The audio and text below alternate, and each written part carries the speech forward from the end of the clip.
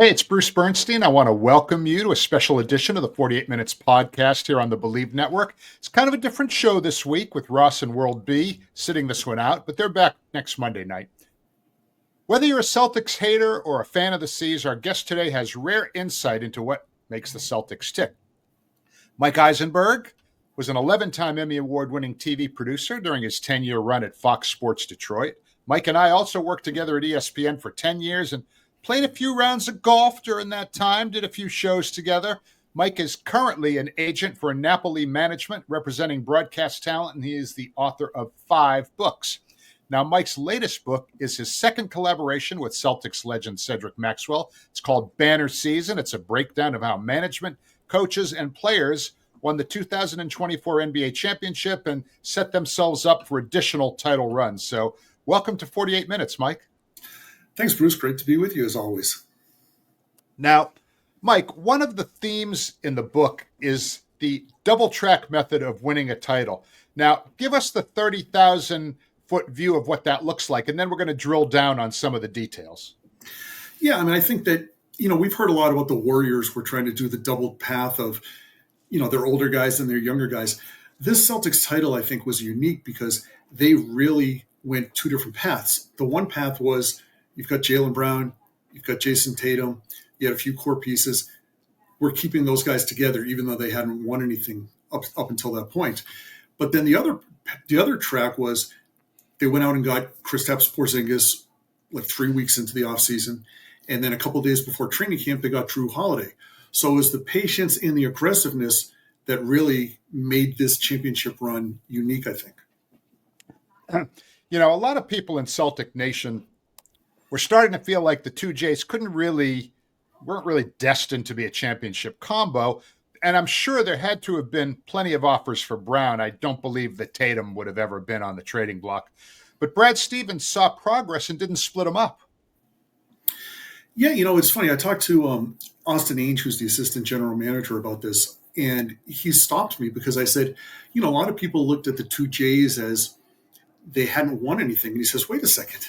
We've been to the conference finals like 3 times in 4 years. We were in the NBA finals. So we looked at them as having succeeded, even though we hadn't won the ultimate prize yet. And, we all heard these trade rumors for Kevin Durant and all these different players involving in Jaylen Brown. And I think that they listened to everything. But according to Brad, they were really never tempted to move these guys because you have 2 guys who, maybe now are just entering their prime. And obviously they're under contract and they're terrific together. Well, you talked about how they made the conference finals a couple of times, but they made the playoffs every year they were together. They never missed the playoffs since they were together. So I always sort of felt like, as you sort of alluded to a moment ago, these guys hadn't even really hit their prime yet. I mean, they say the prime years for a star in the NBA kind of begin at the age of like 28, 28 to 32. And neither of those guys, I mean, Jaylen might be there or very close. I know Tatum is 27. So no one's talking about splitting them up anymore unless there's some financial reason, I would assume. Yeah, I mean, with the new penalties in the second apron, and I know we'll talk about that, it does limit you with a lot of the things that you probably would be interested in doing. But the fact that you have 2 guys roughly the same age and they're under contract for the foreseeable future, I think every team in the NBA would love to have that problem. I think the media members that voted for Finals MVP last season put the league in great jeopardy by selecting Jaylen Brown. Now, don't get me wrong, it was a good choice. It was the correct choice. But since he did not win the Bill Russell Award last season, a highly motivated Jayson Tatum has been terrorizing the league all season long. And I expect it to carry through to the playoffs as well. In fact, if the Celtics were to win the championship again, I can't imagine it would be anyone but Jayson Tatum winning the MVP. Well, you're right about that. And, before I was listening to a podcast last year, and they were making the point that this past summer was going to be the summer of Jayson Tatum. They could win the championship. He could be MVP of the finals, go to the Olympics and win that, get the Supermax contract, and be good to go. Well, they did win the title, He obviously, like you said, was not the MVP. And I think the Olympic thing too played a big part in the chip in his shoulder because he's been, I mean, the guy was one of the best players in the league prior to this year. I mean, you could make a really good argument that he's the third best player in the NBA. And he's been so consistent too. One of the things that you can really see the growth. I mean, I've watched almost every Celtics game, maybe not every single one, but just about all of them. His ability to sort of let the game come to him, never really panic with the ball. He'll still make some turnovers once in a while that, kind of look silly. But the way he's able to kind of attract attention on defense and let guys come to him and then wait for just the right moment to move the ball to somebody else, it just shows that this guy's hoop IQ is probably a lot higher than he's generally given credit for. Well, I think even if you go back to the finals that they lost against the Warriors, now he didn't shoot well. He had a wrist thing. But I remember during that series thinking, he's really turning into an all-around player. He's playing defense. He's rebounding. He's passing. And that just keeps on getting more and more each year. So I think that he, I'm not saying he's Larry Bird. I mean, that's like the holy grail. But the thing about Larry Bird, the thing about Magic Johnson was that they made their teammates that much better. And when you see the numbers that Jayson's putting up, does he still take occasionally the stupid fall away shot that, you're like this? Yeah, sometimes. Not as often, though. And he's averaging like 6 assists a game. I mean, he is doing everything for this team. And it's really cool to see. Like I said, the guy was a great player before, but holy smoke, is he at a different level. Well, he's leading the team in scoring, he's leading the team in rebounding, and he's leading the team in assists. He's leading the team, okay? Mm-hmm. And while Jaylen Brown has missed a bunch of games and is kind of in danger of maybe not qualifying for all NBA honors because he needs to play the final 2 games to hit that 65 mark, Jayson Tatum has just been a rock for this team. In many ways, he's their Jokic because he leads them in everything.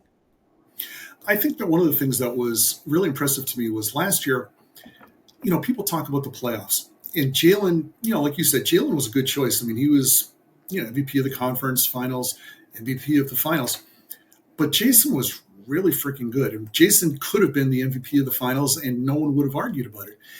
But I think it showed a lot of maturity on his part that, like some of the guys like Kendrick Perkins were trying to say, oh, well, he's mad that Jaylen Brown won this. Everything Jayson said was the right thing. And he realized that, you know what? I want one of these. That's what I want. And that's the most important thing to him. And, everyone says that. But really, over the last year or so, Jayson has proved that enormously. And at the beginning, you kind of talked about how, the dual track philosophy is patience and aggressiveness. And, it takes a very disciplined mind to be patient and aggressive at the same time. I mean, when I was a coordinating producer at ESPN, I used to tell every young production assistant that they had to be aggressive, but also patient when it came to climbing the ranks at the worldwide leader. I told them it was really hard to be both because those things don't really go together. They're kind of at odds with each other. But my advice to them was always be aggressive with your ideas and your work ethic, but be patient with your timeline. Brad Stevens has really kind of mastered this. And, oh, by the way, so has somebody like Peyton Pritchard, who waited for his chance and got it, and now he's absolutely crushing it. Yeah, and Brad, Brad didn't want to become the president of basketball operations. I mean, he was the coach, and then when Danny left, they had talked about Danny leaving, and they had talked to Brad about some different names, like what do you think about this guy? What do you think about this guy? And one thing about Brad is he's just a straight shooter. There's no BS. And he said, I was going through some of these names and everything, and I was like, you know what? I could do that. I could probably do this job. And I could do it and still be home for my kids' games. And he's a very family-oriented guy and all that. So that's how he ended up taking the job. But, I mean, originally he wasn't even on the list. So it's amazing to me how, obviously he's a super smart guy. But to be a super smart guy as a coach and then be a super smart guy as a president, I mean, you tell me a bad move that he's made, I'll wait. No, he's done nothing but make, incredible moves. And we'll talk a little bit about the philosophy that sort of drives some of those moves in a few moments. But first, we're going to take a really quick break and be right back. Welcome back to 48 Minutes. I'm here with Mike Isenberg, the co-author of Banner Season, along with Cedric Maxwell. It's Mike's fifth book. And we're talking about the dual philosophy that's kind of helped build the current Celtics team and hopefully for Boston fans, sustaining it. So, Mike, I'm going to break my arm patting myself on the back a little bit here, but our very own 48 Minutes podcast actually had a major impact on Brad Stevens being able to acquire Jrue Holiday prior to the 23-24 season. When my co-host Ross Geiger's good pal Giannis Antetokounmpo appeared on this show in September of 23, I asked him, Giannis, do you see yourself remaining a member of the Bucks for the rest of your career? And his answer actually made news around the basketball world when he said, as long as the Bucks organization shows me that we're trying to add talent so we can compete for a championship, I'll stay. Well, within minutes of that statement, the Bucks front office set its sights on Damian Lillard and stole him from the clutches of Miami, who looked like they were going to acquire him with a deal that sent Jrue Holiday to Portland along with 3 draft picks. And since the Blazers didn't really need Holiday, they had a young Scoot Henderson and kind of going with a youth movement. Stevens didn't flinch. He knew Holiday was Boston's missing piece, as most of us felt. So he sent fan favorite Robert Williams III, Malcolm Brogdon, who was a highly respected but often injured member of the team, and draft picks to the Blazers, and Jrue was a Celtic. It was a classic Brad move. But we never did get a thank you note from Brad for laying the groundwork for that trade. I mean, do you have influence? Could you, tell Brad, look, he owes us? I'll make that happen. What's funny about it is that Brad told me that he always keeps a list of like 20 or 30 guys that, if they became available, we'd be interested. And at the time, no one thought that Jrue was going. I mean, no one thought we could get Jrue from Milwaukee to Boston. I mean, that would be suicidal for Milwaukee. But Joe also told me that Joe Mazzulla said that during the All-Star game that he coached, him and Jrue have some religious app that they use. And he said, I told Jrue, it's my destiny that I'm going to coach you. So as soon as Giannis spoke on your podcast and Jrue went to Portland, it was like that. The Celtics knew they didn't have time to screw around because Miami wanted him, Philadelphia, who wouldn't want him? And Right. So, again, that's the aggressiveness. I mean, Robert Williams, Bob Ryan always talks about how Robert Williams brought something to the Celtics that they had never had, that kind of athlete playing in the middle. But he's hurt all the time, just like Brogdon. So that was not a no-brainer. And Brad said to me that going into the season, before they got Jrue Holiday, he was ready to go. He thought the team was good enough to win a title. So you take that and you add Jrue. Whoa. Brad probably had a little bit more of a comfort zone in dealing, the Time Lord, because he had already acquired Kristaps Porzingis, who was the kind of, rim protector and presence in the middle that they needed. So that, that probably made it a lot easier to part with Robert Williams, even though he was totally a fan favorite. But, it's like the old cliche, the most important ability is availability. And he was like the Anthony Davis of the Celtics. He was in street clothes more than he was in uniform, it seemed.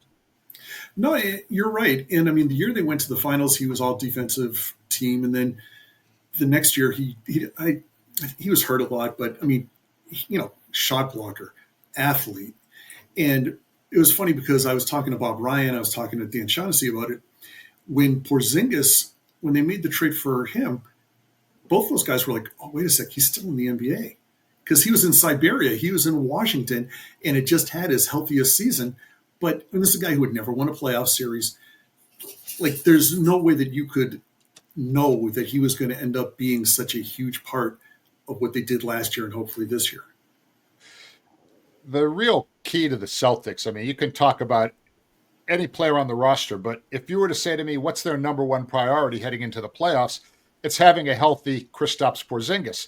Keep that guy in bubble wrap. He's going to end up playing a slightly more than half of the regular season games. I think he's at 41 out of 80 right now. So, maybe he'll just sit at 41, or maybe they'll give him some token minutes. But, the Brad's philosophy and his aggressiveness was really sending another fan favorite, Marcus Smart, to Memphis and 3 reserves to Washington in that 3-way deal that brought Porzingis to the Celtics. And as we said, he's been a rim protector, a post-up nightmare, a more than capable 3-point shooter. I mean, he hit one from the logo the other night. It was about a 40-footer, and with total confidence. I mean, he could take those shots, and you're not like, oh, you're like, oh, because he's just good like that. He is frequently injured, but luckily for Boston, and again, this goes to the kind of big picture philosophy of what they have. They've got Al Horford, who's really kind of the 6th starter. They have 6 starters on this team, really. Think about it. And then they have somehow or another turned Luke Cornett into a really effective big guy by defining his role, using him properly. And so with those 2 guys backing up KP, you got Porzingis, Holiday, Tatum, Brown, Swiss Army knife, Derrick White. No team has a better starting lineup. They got a solid bench now. Pritchard, Sam Hauser. And one of the things that I think, they've done this year was risked losing a few games along the way to rest guys. But that means that Sam Hauser's played important minutes. And Pritchard, of course, has been, incredible. And I think that just goes to the kind of confidence maybe of having winning it last year, saying, well, we won 64 games. We don't have to win 64 again. We know who we are. And I think, it kind of unlocked their mindset as far as managing this team.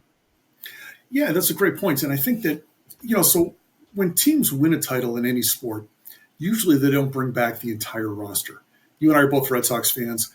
When they won the World Series in 2018, they brought back everyone, and it was a failure. This time, the Celtics, they know what they have is unique, and there's a time on it. There's a time limit on it. So they, I'm surprised they won as many games as they did this year, honestly, because like you said, this is a team that is a record-setting team on the road, whether it's in the playoffs or regular season. Home court is not that big a deal. And, they could beat Cleveland in Cleveland. They could beat Oklahoma City in Oklahoma City. So the fact that it was very Red Auerbachian, I think, of Joe and Brad to say, you know what, we're not even going to try to get KP out there for back-to-back games. Like the fact that he's played as much as he did this year after he was out at the beginning of it, or Horford, I mean, he's 100 years old. We know he's not going to play back-to-back games. We know in the playoffs, he's not going to need to play back-to-back games. So they've really done a masterful job of just adjusting to what, okay, we're in the playoffs, great, yay. Like they knew they were going to be in the playoffs. This is about winning another ring. When I used to work with Avery Johnson, who obviously played for the Spurs, other teams, coached everywhere, he always poo-pooed home court advantage in the playoffs. He said, listen, and I'm not going to try and imitate the way he sounds. I know, because everyone does it, and he always hated it. He always said the only guy who was ever any good at it was Monty Williams. But anyway, but what Avery said was, home court advantage only is as good as you winning every game on your home court. If you can run road game, so much for home court advantage. And if you're the better team, you should be able to win a road game, and you should be able to win a series in 6 games. So I think that, Boston is sort of a good example of that. They, as you said, they never really were getting all bent out of shape about the home court because they know they can win a game on the road. And they lost 3 games in the playoffs last year, and 2 of them were at home. Yeah, I mean, their home record this year is kind of ordinary for a playoff team. They're probably going to end up around 28-13 or 27-14, which is good, but 33-8 on the road. So, I think that one of the things that's really important is Brad and Joe are committed. And it's easy to say, yeah, they are committed. I mean, when Joe first took over the team and they were shooting all the 3-pointers and they weren't winning, people were like, oh my God, they're shooting 53 pointers a game. What are they doing? And Joe is excellent at blocking all of that out. And so, when they lose a couple of games at home and, the fans are saying, oh my God, what are they doing? They don't care. Like we know what we're doing here. We're going step by step. And at the end of the day, I mean, they'll either win it or they won't, but they're going to go about doing it their way as opposed to what Bruce or Mike thinks. Well, they should be listening to Bruce or Mike, but I agree with it. They've done okay without us. I think they'll be all right. Okay, Let's talk about your partner on this book, Cedric Maxwell. He's been around the league almost 50 years, believe it or not. He played for 6 different coaches in his career: Tom Heinsohn, Satch Sanders, Dave Cowens, Bill Fitch in Boston, Casey Jones, Don Chaney, former Celtic with the Clippers, and Bill Fitch again in Houston. So he's seen every kind of coaching style that there is. What are his thoughts on current Celtics coach Joe Mazzulla? Well, it's funny because, obviously Joe took over, like unheard of circumstances with what happened with Emmy Award. And Max said, I kind of knew who he was, but I didn't know, I had never spoken to him. And there's a story in the book about one of the first times that they met and how intense Joe is. And Max said, he goes, when Udoka was here, I was certain he was going to be here for 6 or 7 years and win a couple of titles. I feel that way with Joe because Joe just doesn't care about anything else. This is Joe's life. And so I think that Max is, like you said, he's played for a pretty wide variety of coaches. And I don't know that he would love playing for Joe. Maybe he would, maybe he wouldn't. But he's just really impressed with Joe gets being a Celtic. And there's a story in there, I don't want to give it away, but there's a story in there where Joe is actually moved to tears talking about how important it is to be a Celtic. And as a Celtic alum, obviously Max, that hits him right in his heart. Mazzulla just comes off to me as a fan. I've never spoken to him, but he just seems like a total no-nonsense guy. And I think that approach works well with players. I mean, in my own experience working with former players, including some Hall of Famers, players, even ex-players, always want to be given direction. They want to be coached. They want to know what they're doing bad, especially. I mean, so that means that sometimes you have to deliver negative feedback. And, some people prefer to avoid confrontations of any kind, but Mazzulla seems more than willing to listen to input from players, implement it when it makes sense, but he also sticks to his position and he's not afraid to act like a boss when he disagrees. I mean, how much do his players respect that, do you think? Well, I think that the misconception about Joe is that people, he's no BS kind of guy and all that. That's totally true. But he is very self-aware. This is the same guy who in media day said, well, we're all going to die someday anyway, so who cares? But when he got named head coach, he had been a backbench assistant the year before. So he came into the locker room and he said, guys, you guys are great at being NBA players. I am not great at being an NBA head coach because I've never done it. And I asked him, to show that kind of vulnerability, especially in a high pressure situation, what made him do that? And he said, if I had gone in there and just been like, okay, let's go, and not acknowledge that, they would know that I was full of it. And Joe, if anything, is authentic. And, Bob Ryan said, he goes, I didn't know who this guy was either. But I did know that when he got named the head coach, Jayson Tatum said, this is our guy. That's good enough for me. So I think that vulnerability that Joe showed to the team, he knew that he needed these guys to buy in. If they're not buying in, there's no way they're winning the title or even, going that far. And sometimes it's not easy going from being an assistant coach to the head coach on the same team. And I've talked to previous coaches that I've worked with about this because it's like when you're an assistant coach, you almost kind of have to be on the player's side almost all the time. Whereas when you're the head coach, that's not possible. So you really have to be able to kind of adjust your mindset. And I think showing vulnerability, as you described, was probably a very good first step. And then after that, he could then take the I'm the boss step after that.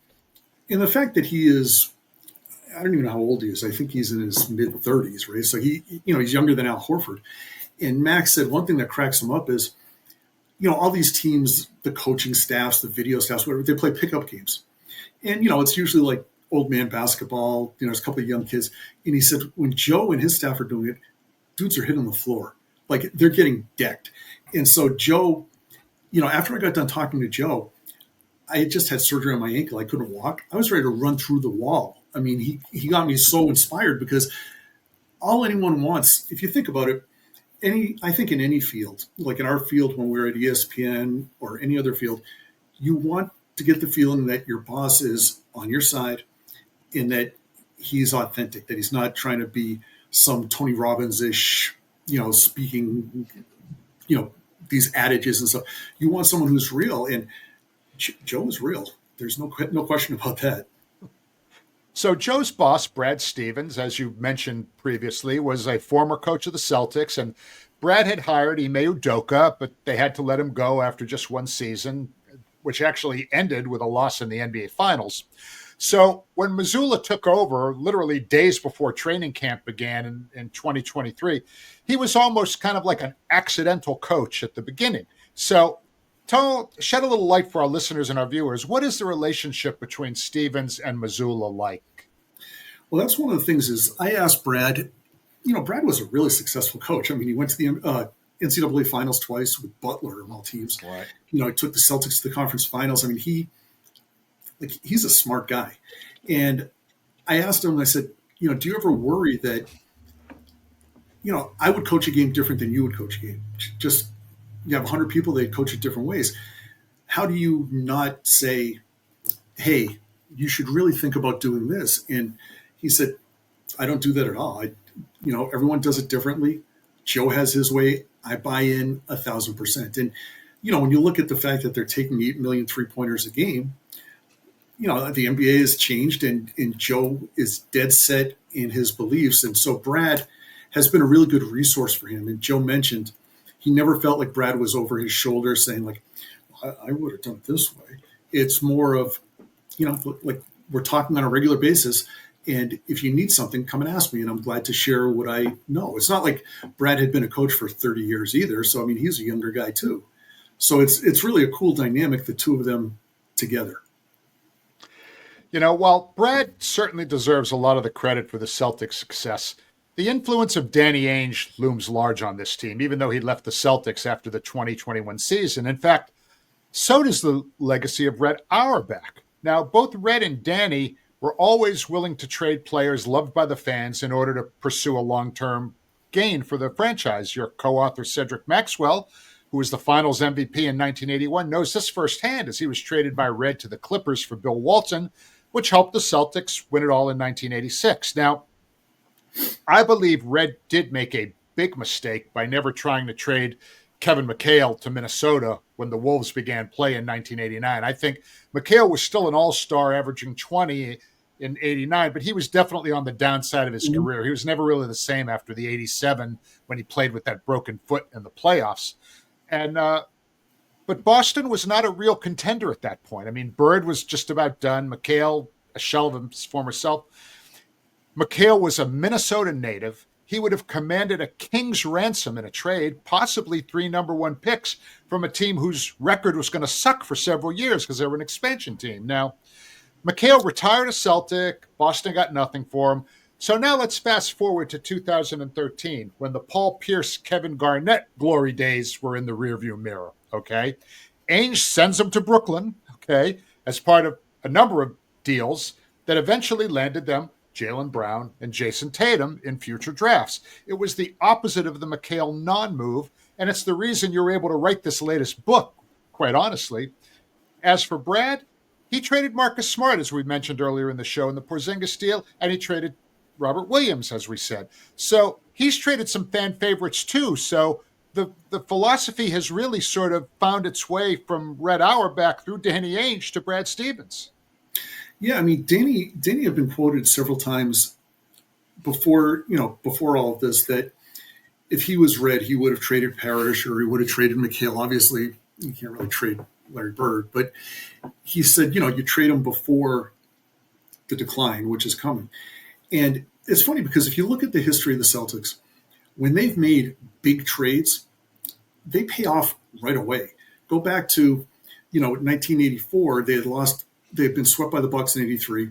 They needed someone to guard Andrew Toney. They go get Dennis Johnson. They win the championship. 85, they lose. They trade Max for Bill Walton. They win the championship. 08, they get Kevin Garnett and they get Ray Allen. They win the championship. This time, Jrue and KP, they win the championship. So they've been really fortunate that when they make these moves that they pay off quickly. But, I think that there was some talk about Danny over the years that he always wanted to win the trade. And I think Brad has a different attitude on it. And it's not always about winning the trade. Like sometimes you might have to pay $5 to get a dollar. But if you need that dollar, that's what you do. So you can look and say, Marcus, and all these pieces that they've traded, all these number one picks that they've traded, but it's like you're paying because this one piece is what you need, and you have a definite vision of what you want. So Brad has been really aggressive. I mean, they've barely made any number one picks since he's been there. They traded one for Derrick White. They traded one, and he's not as worried, I don't think, about winning the trade. I think he's worried about just winning games. And Danny was too, but he had that reputation of trying to hoard everything so that he could get a Jimmy Butler or Paul George or whatever the deal was. Fortunately, none of those came through, and you ended up with Brown and Tatum. You think Danny's going to get Cooper Flagg this year in the draft? That would be the big prize, and Utah's right there. He's trying. I was going to say he's making a run. I mean, they can't try any more than they are. Yeah, that'll be interesting. I mean, he's Cooper. The guy's from Maine. He could probably fit in Utah fairly well, but that's going to be crazy to see who gets him. I think Cooper Flagg will fit in pretty much anywhere. I think for a 19-year-old kid from Maine, the basketball hotbed. Well, I said this the other day, and not to get off topic, but other than Victor Wembanyama, okay, take out contracts, age, anything. How many players do you think, how many players would be off limits to a team if you said, okay, if you give me him, I'll give you Cooper Flagg? Not many. No. Maybe none. No, probably so. All right, we're going to take another quick break, and then we're going to come back and spin a little bit forward as far as where the Celtics franchise is going. Back in just a bit. We're back here on 48 Minutes with Mike Isenberg, the co-author of Banner Season, along with Celtics great Cedric Maxwell, where they've written about the construction of the current Celtics team and the philosophy behind it and where they've been and where they're going. So let's talk a little bit about where they're going. The Celtics spent a lot of money signing key players, especially the two Jays, to long-term deals. It should mean that they have a window of like 3 to 4 years where they could win additional titles, plural. But with new ownership, will they tighten the purse strings, or will they spend the money and maximize the success of their $6 billion team? Any insight for Celtics Nation on what the future of the franchise looks like? Well, I mean, it looks like this new owner, and I think, any smart owner coming into this situation, obviously they look at the books, right? And I think that one of the things that I understood, but I also understand why it could have been an issue, was, they signed Jrue Holiday before his contract was up. They signed Derrick White before his contract was up. They gave KP just a 3-year deal. So after this year, if they win another title, are they going to re-sign him? Because at a certain point, it becomes so crippling. The NBA, I really think, has done the Celtics a disservice because they're trying to prevent the super teams from, Kevin Durant and Kyrie Irving and all these guys joining up. But here are the Celtics who have done it the right way. They didn't, they drafted their two best players. They traded a number one pick for Derrick White. They traded Marcus Smart for KP. Like, they've really, it's not like they went out and just said, we're going to sign this guy. They're not the Dodgers of the NBA. And so I think that they're getting penalized because these penalties are really strict. But having said that, I mean, I think that going into the playoffs, I think they're the favorites to win it. So if they win 2 in a row, like, you can't start getting rid of guys. I mean, Jrue would be a guy who, has slowed down a little bit this year. I think people would agree. And part of it is probably his age, part is the Olympics, part is the deep finals run. But, if they win 2 in a row, are they going to trade Jrue Holiday? I mean, that would be a tough sell, especially as a new owner. Jrue, I think, has 2 more years left on his deal. All right. So I would assume that, he'll be with the team next year, and then perhaps in the following season, then it might become like because he'll be like 36 years old then. And so, look, he's been paid as much for past accomplishments, I think, as for his current value. And as for Porzingis, I mean, look, they may be able to keep him on a shorter term deal because a lot of teams are going to not say, all right, 30 years old Kristaps Porzingis, let's give him a 4-year deal for, $200 million. I think a lot of teams would definitely be reluctant to do that. And look, some of these guys, they've made a whole lot of money. And at this point, all that's left is winning. So I could see, Jrue Holiday totally gets it. Same with Al Horford. Al Horford's number is going to be retired in the Garden someday. Of that, I have no doubt. So maybe they'll get a little bit of a benefit of the doubt from some of these guys who, because they know that the two Jays are still in their prime. And if they want to get some more rings and enhance their Hall of Fame credentials, maybe they may be persuaded to kind of stick around. Well, that's one of the things, too, that Max was talked about a lot is with Porzingis. Okay, so people forgot he was in the NBA because he was playing in Washington. And the thing in Dallas really didn't work out. And, Max says, I always looked at him like Ivan Drago from Rocky IV, like just a serious guy. And there's nobody that loves being a Celtic more than Kristaps Porzingis. He's like the modern day Bill Walton. And, he tells a story about they were in Cleveland, I think it was, and KP was sitting on a bench talking to his girlfriend or his wife. And, and he just looked at him and said, life is good. And KP goes, I thank God that Brad Stevens made that trade. So, KP, don't forget, his contract was up, so they had to sign him. And, they signed him. I want to say he's less than $20 million a year, which, for what you're getting, he's not for every team, right? If you're a team that is not good, you're not going to spend top dollar to get Porzingis because he can't play every day. But for the Celtics, with the timeshare that they have with Al Horford, it really works out great. So I'll be interested to see what happens, because if they win this year, or if they lose this year for that matter, what happens, because KP's contract is going to be up, and, is he going to get healthier as he gets older? I don't know.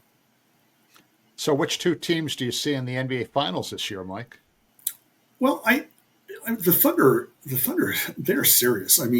They do not mess around. And, they have a different model to a degree than the Celtics, but some of it's the same.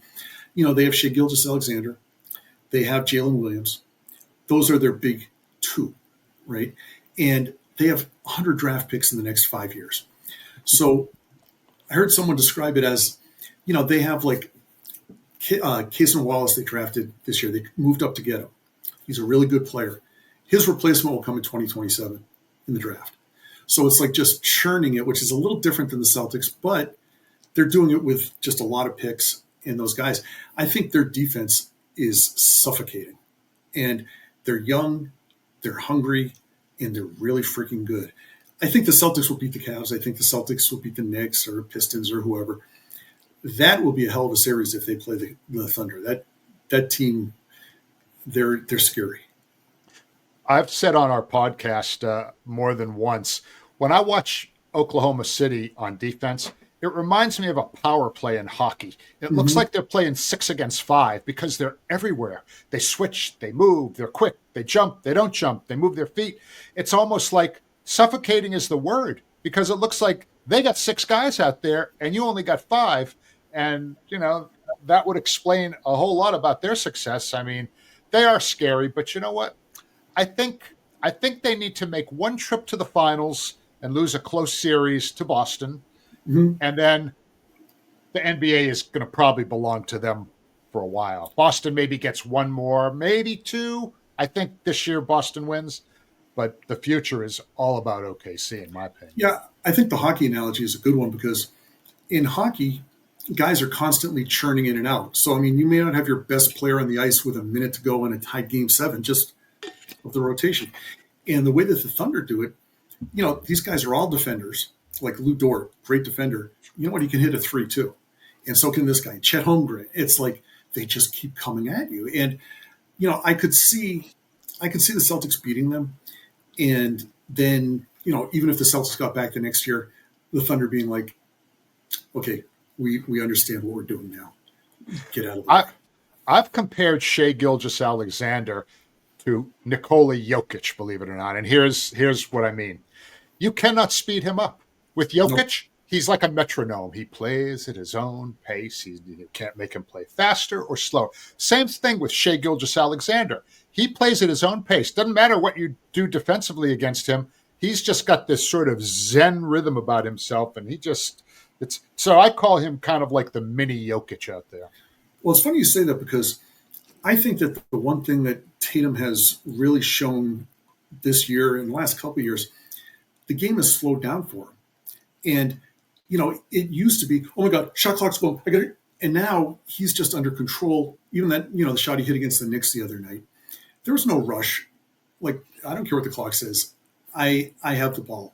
And I'm really impressed with the way that he is slowed down. And I think Holiday, too, as frenetic a defender as he can be, offensively, I mean, he maybe he's not the guy who could score 20 a game anymore. But the game comes pretty slow to him, too. And I as a slow guy myself, I like to see these guys who they're never in a hurry. You can never speed them up. Well, all I know is that if the shot clock is below 5 seconds, 4, 3, 2, the guy I want with the ball is actually Derrick White, because it doesn't matter where he is going to get a good shot, even if he's well guarded.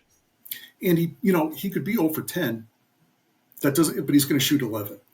And if he misses that, he's going to shoot 12. And it's never with any doubt. And I think that's the biggest thing with him is when they got to the finals against the Warriors, he was still a new guy. He'd been traded during the year, still trying to figure out his way and all that. But since then, he knows his role. And it might not be like, hey, I might not be scoring a lot tonight. That's okay. But when we need a 3, I'll be there. And he is just, they really have a perfect blend, I think, of everything. They really do. They've, Brad Stevens and Mazzulla, they have aced chemistry. So they're PhDs in chemistry. All right, Mike, look, you and I could talk for hours about the Celtics, but we're going to call it quits for now. However, as Stephen A would say, please tell us the name of the book, how our listeners can find it, and anything else you'd like to say about this project. Yeah, so the book is called Banner Year, and it's how Jayson Tatum, Jaylen Brown, Brad Stevens persevered to lead the Celtics to a historic 18th title. It's on Amazon. The name of the publisher is Triumph Books. Go on their website, it's there.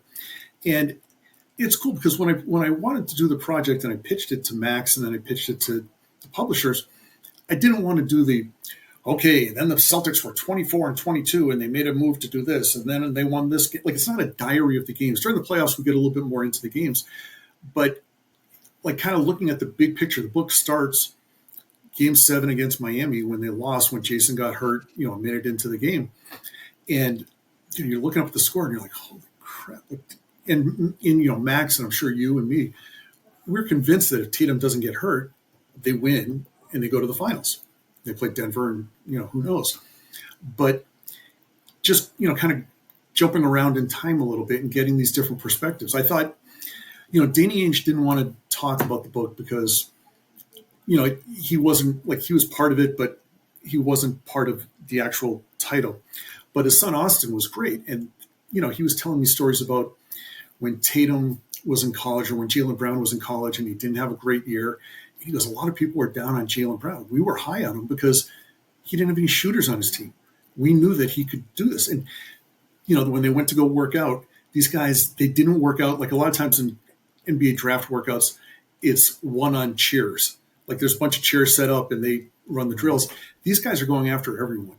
So I really enjoyed learning some of this stuff about the behind the scenes of, what makes these guys ticks. And like the combination of Kristaps Porzingis and Jaylen Brown being best friends.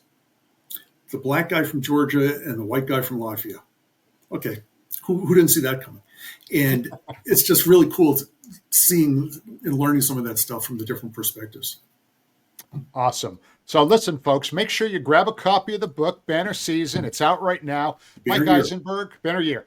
Thank you. Sorry about that. It's okay.